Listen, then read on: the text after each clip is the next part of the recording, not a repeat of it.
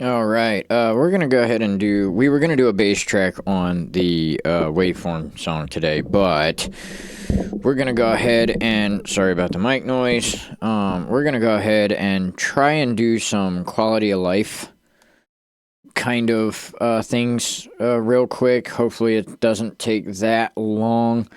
But I figured it merited its own video just in case somebody wants to know some of these things. I'm learning them as well, so we're going to see if we can't do some quality of life adjustments before we move into doing the bass. Let's switch over. All right, so I've got the track pulled up from last time, which is just a couple of guitar tracks and then this drum track. One of the things I wanted to do was go ahead and try to bounce all these down. Something else I wanted to do is scooch all of this over just a little bit. And there was something else I wanted to do, but I cannot remember what that is right now. So let's go ahead and do the things that we know that we're going to do, which up here, if you see this little ring with a number 8 and 9, this is your CPU.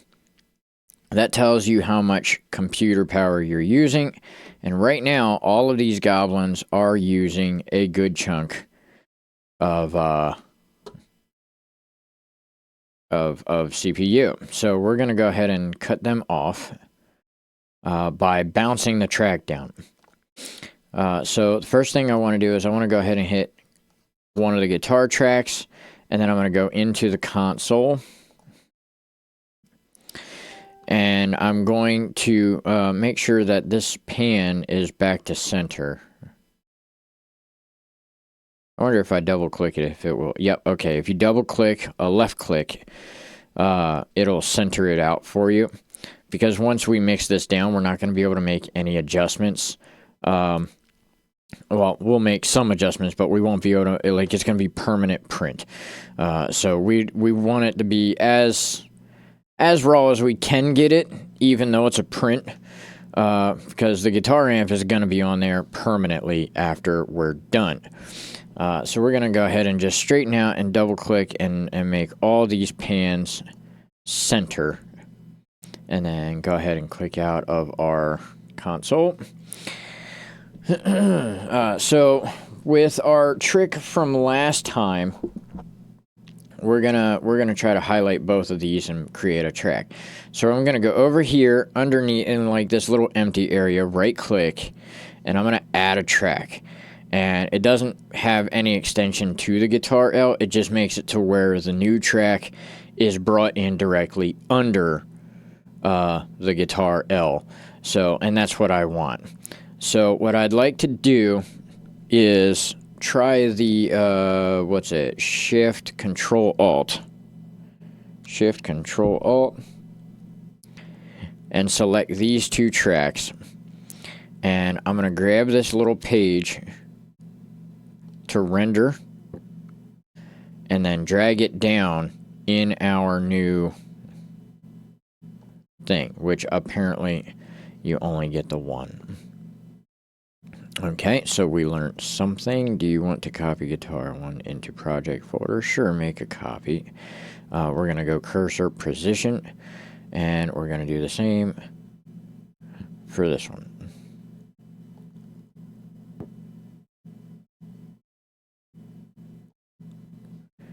Sure, we'll make a copy. Cursor position, and then we can go ahead and mute those, and it should play just fine. I wonder if there is a better way to render groups like I did.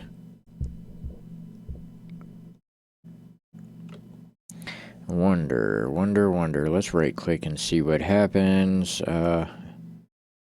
Group link. Okay, so we could merge them if we wanted to. I kind of don't want to merge them right now. So we'll just do them individually. And so we're going to go ahead and name this new track. Track 2 is going to now be named Guitar L Print, P-R-I-N-T. And this will be our new guitar that we use once we're done everything. So right now we're going to go ahead and do that to the rest of these tracks. So we'll make a new track, add track, we'll rename this guitar R, print, and I'm going to drag that. Sure, make a copy, cursor position.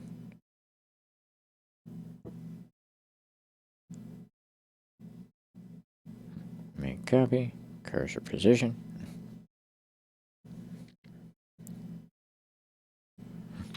And then we should be able to mute this and hear just the guitar. It should have the goblin on it if we did it right.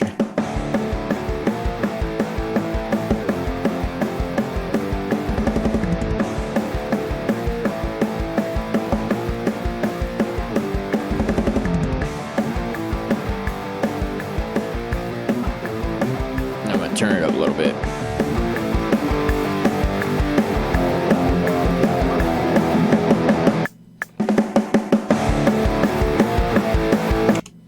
Okay, so the goblins shouldn't be affecting anything anymore because the goblins have been printed onto these new tracks that we've created. So we're going to go ahead and, just like we did with the drums, I'm just going to mute these. So I'm going to select that, Shift, Control, Alt, select that, and then I want to right click and mute. And yes, it mutes both. So click this one, Shift, Control, Alt, click this one, right click, and mute. And then go into the goblin and turn the power to the goblin off. We're not getting rid of them completely. If we ever want to go back and record something else, we can. We just unmute, we record, and then we call it good. And then I'm going to take this guitar L and drag it down so that my muted tracks are on top and my printed tracks are next to it. And change the color of these tracks to our orangey brown color. And we are going to do the exact same thing with these two little guitar solos. We're going to add a track, rename it.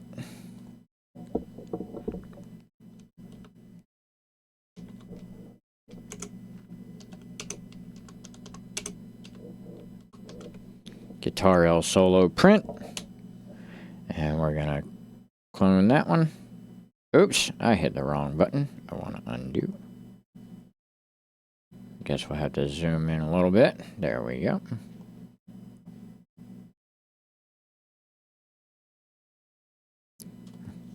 Now, when it says it's making a copy, I assume, and this is my assumption, is that it's saving the rendered file to the project so that when, like, if it's not just on here and running, it's saving the copy so that it can pick out the copy and play it instead. Studio One does something similar to that. When you render a file, it all gets saved into the project folder by default. And then, you know, if anything happens, you can always go find that file later on, say like you move a file or you move the song or whatever like that. So I'm assuming that that is what we're supposed to do. It's just a guess. But yeah, and we're going to go ahead and do the same thing to this one. Add track, rename track.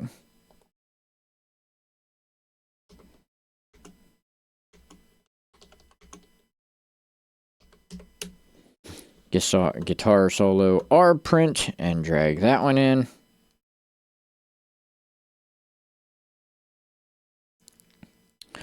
Okay, and then pull these down together.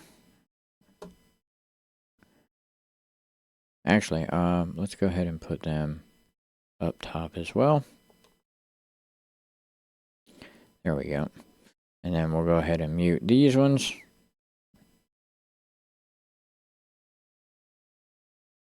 Oh, wrong ones. It's these ones we want to move up. It happens. There we go. And mute. And mute. And also I want to turn the power off of that. And turn the power off to that. And we will balance everything back out. There we go. And make sure that it worked properly.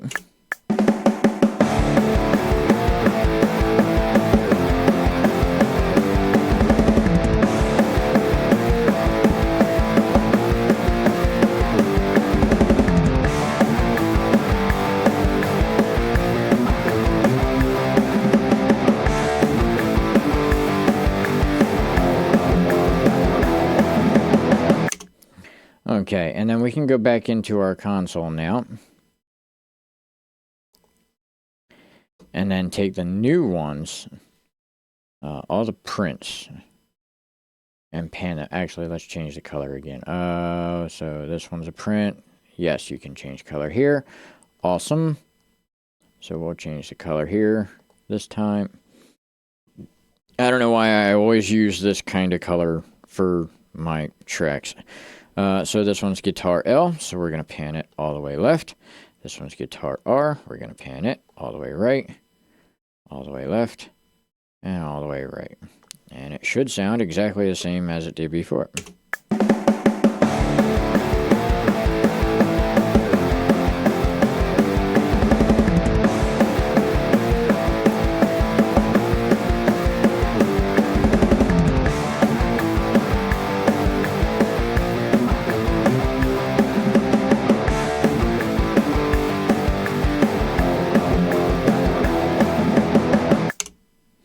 Okay, another thing you could do, and I probably should have, but I didn't, is you could bring these all back to 0 on the track itself before rendering, and then you'd get like literally the full effect. But I mean, like, they're sitting really nice in the mix right now. Obviously, we're not mixing, but I mean, it's sounding pretty kind of close to where it's going to end, so I just left it the way it is, and they're now the 0. Do keep that in mind, though, that if you have your volume lower, your new 0 will be that lower volume, but we're not going to be nudging it much more than maybe 5 dB up or down, so I'm just going to leave it the way it is. So yeah, that is definitely going to help us out, and we went from, when we started, we had 9, and now we are down to roughly 2 or 3 on our CPU. So that saves our CPU. I know it doesn't save much, but every little bit counts. Every little bit counts. So yeah, just keep that in mind. So now that that's all done, it's going to be a little easier for us in the future to start recording, like, you know, adding a bass track and doing all that. So the next thing I had mentioned that I wanted to do, let's see how this works. I want to try to grab everything and give myself a bar of space over here, because I'm thinking for the bass itself, I kind of want to start it with the drums over here, but I need like kind of a countdown. So what I'm thinking is, let's go ahead and click this one, do our Control-Alt-Command here, scroll down to this one, and yes, it does indeed highlight everything. So let's just scooch it over one full bar, everything. There we go.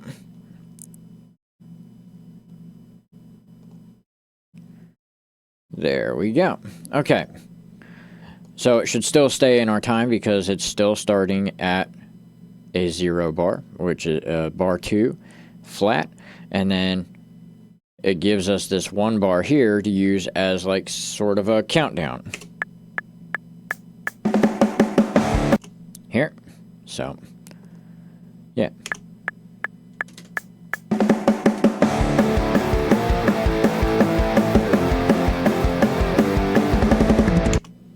The metronome could use a little bit extra volume, if I'm being honest. Let's see. Can we change the sound? We have sounds? Do we have sounds? Note loud, note quiet. Side stick. So it has to be these, or are there more? Oh, I guess I can make my own. Okay, well, I don't really want to do that. Let's, Oh, cool. It changes it. Here, up here. They have just like a regular click. Acoustic bass. Side stick.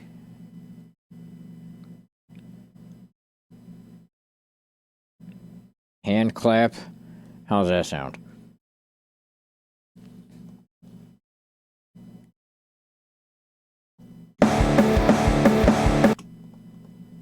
Really don't like that playhead. I didn't tell a difference, could you? Oh, there's a count in. So I guess I could have had the playhead start here. Either way, we learned something. Okay, well, the count in didn't do much. Maybe it's only when it's recording. Yeah, okay, so there's two different ways then. Okay, we scooched it for nothing then. If you right-click in your metronome, you can have a count in of 1, 2, or 2 beats. So that's good to know. I did not know that that was there. Now we know. We're not going to emphasize downbeats. The click sound, though, yeah, leaving a little to be desired here. MIDI note numbers for use in MIDI devices. Okay. Well, you get what you get, I guess.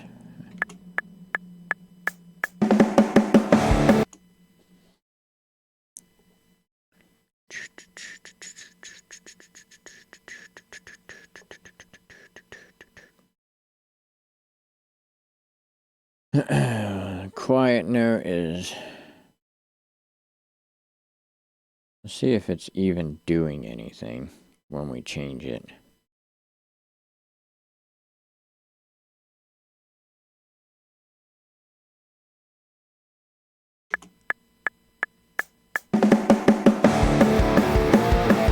No, so I guess we're stuck with that sound for the metronome. Not unless there's something in the files. Not seeing anything quickly. Click volume.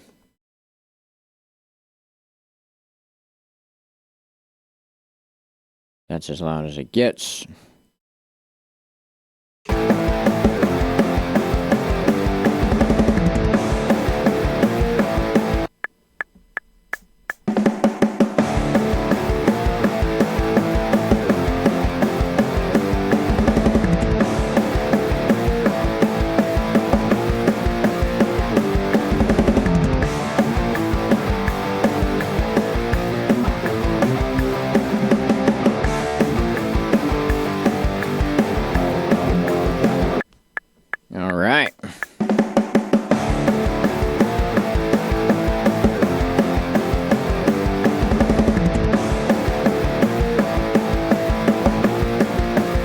CPU up here is still really good.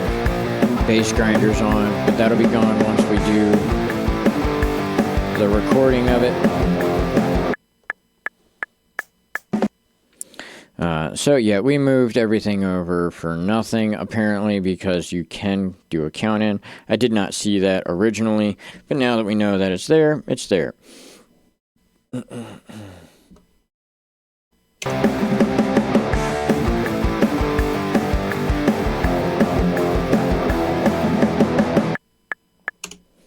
Okay, it's finicky sometimes. You never know. So next time we're going to go ahead and start doing some bass tracks.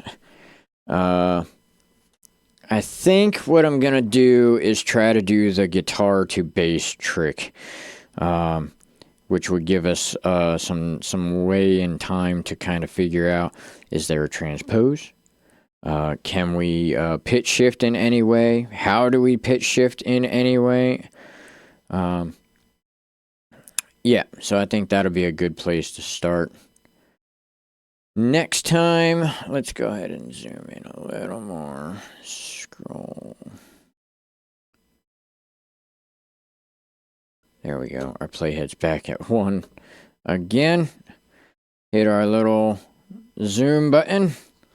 And yeah, that's going to be about... Oh, we're going to save it. Make sure to save all your stuff. Save edits. Edits are saved. X out. Song is still up here. And yeah. So now that we have all the tracks rendered down, we're not going to be using as much CPU. And that's going to help us out later on in the song when we start using the mixing stuff. EQs, compressors, everything takes CPU. And the more CPU you stack on, the less you can do. So it's not like the best thing to have everything printed. Sometimes it's what you want. Other times it's not what you want. But, like in this case scenario, I'm going to mix everything down as much as I can so that I can save CPU. Usually it's for vocals, because vocal plugins take a lot of CPU. Some guitar amps do, definitely some drum instruments. They all take CPU. So the more you can render down, the more you can mix down and have printed on those tracks is going to be helpful to you in the future when you're mixing and you're mastering and stuff. So yeah, just keep that in mind. Now you know how to do it. Now I know how to do it. And yeah, I'll see y'all next time.